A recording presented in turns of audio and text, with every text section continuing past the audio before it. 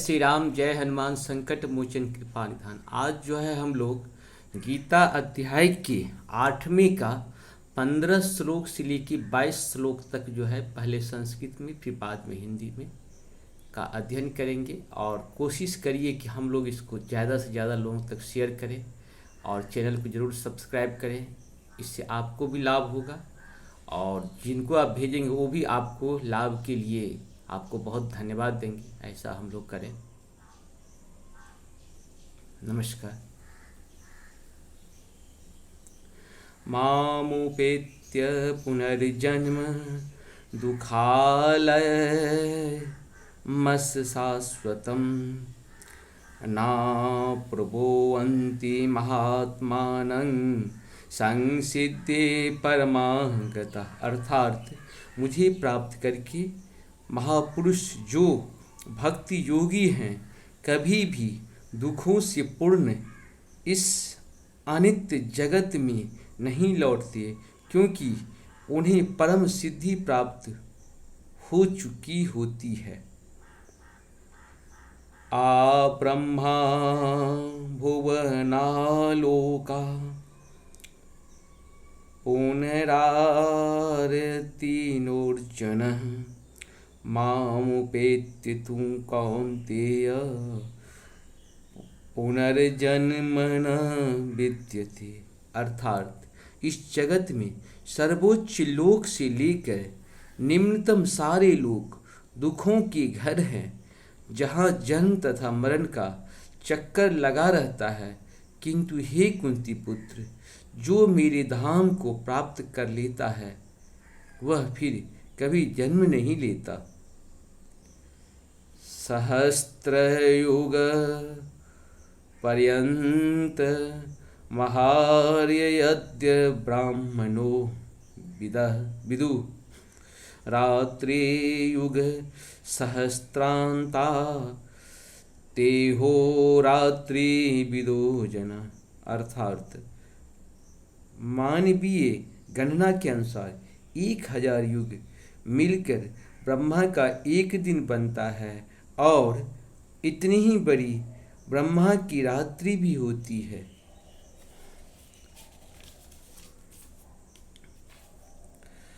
अव्यक्तादृश्यक्त्यः सर्वा प्रभवन्त यारहागमे रात्रागमे प्रलीयन्ते तत्रैवाक्यत्वसंचयके। ब्रह्मा के दिन की शुभारंभ के सारे जीव अव्यक्त अवस्था में व्यक्त होते हैं और फिर जब रात्रि आती है तो वे पुनः अव्यक्त में विलीन हो जाते हैं। भूतग्रामा स एवायं भूत्वा भूत्वा प्रलीयते रात्रागमे वसः पार्थ प्रभवत्य हरागमे। अर्थात जब जब ब्रह्म का दिन आता है तो सारे जीव प्रकट होते हैं। ब्रह्मा की रात्रि होती है तो वे असहायवत विलीन हो जाते हैं। परस्तास्तु भावोऽन्यो अव्यक्तो अव्यक्तात् सनातनः स यः सर्वेषु भूतेषु नश्यस्तु न विनश्यति। अर्थात इसके अतिरिक्त एक अन्य अव्यक्त प्रकृति हैं जो शाश्वत हैं और इस अव्यक्त तथा व्यक्त तथा अव्यक्त पदार्थ से परे हैं। यह परा श्रेष्ठ और कभी नाश न होने वाली हैं। जब इस संसार का सब कुछ लय हो जाता है तब भी उसका नाश नहीं होता।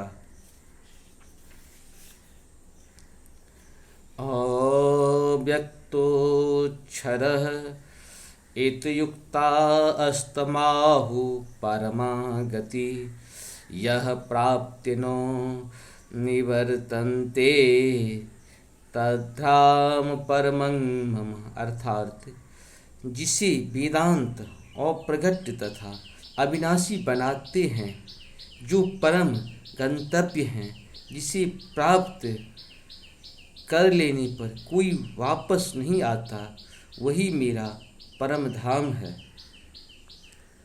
पुरुषः स परः पार्थ भक्त्या लभ्य अष्टन्यनया यस्यान्तः स्थानि भूतानि येन सर्वमिदं ततम्। अर्थात भगवान जो सबसे महान हैं, अनन्य भक्ति द्वारा ही प्राप्त किए जा सकते हैं।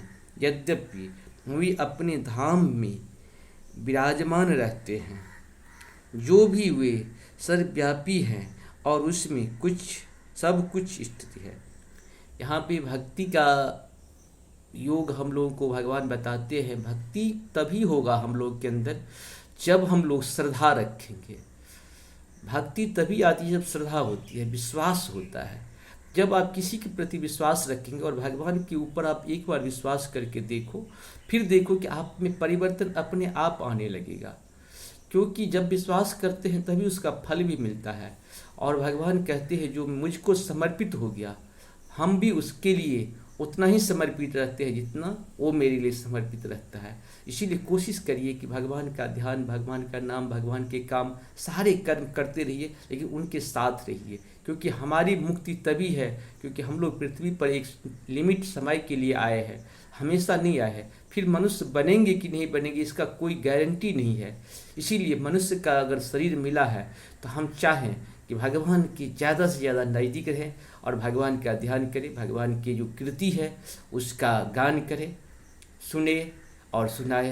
यही हम लोगों का सबसे बड़ा उपलब्धि है पृथ्वी पर मनुष्य बनने के लिए। नमस्कार।